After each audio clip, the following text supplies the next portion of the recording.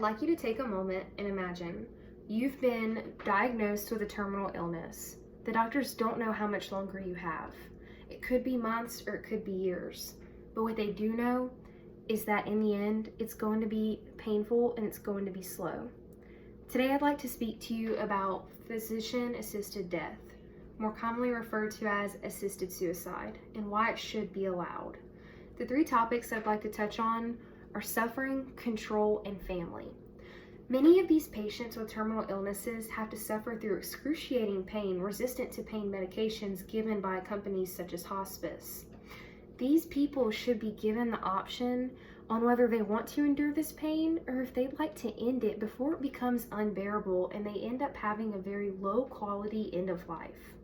According to a professor of clinical medicine at the University of British Columbia, an assisted death can last anywhere from 4 to 10 hours for an oral dose or as little as 15 to 20 minutes through an IV dose. This gives these patients a less painful and quicker death than had they chose to suffer naturally and die from their disease. The next thing I'd like to speak about is control.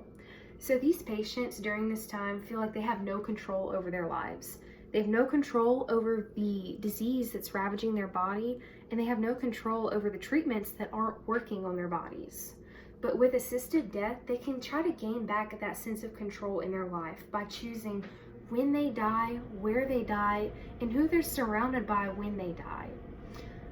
As of 2017, in the 5 states that assisted death was legal, 4,249 of those lethal dose prescriptions were given out, and 2,814 of them were actually ingested to induce death.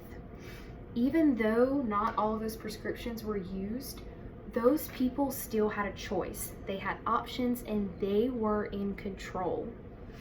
These patients' family and friends have to watch their loved ones suffer and die very slowly, resulting in very painful final moments and memories of their loved ones. And once their patient has passed on, a lot of times they have not only their grief, but they have financial burdens from the medical cost of being in care companies like hospice for very long periods of time. With assisted death, these families can have comfort knowing that their loved one died on their own terms and at peace and not suffering in pain.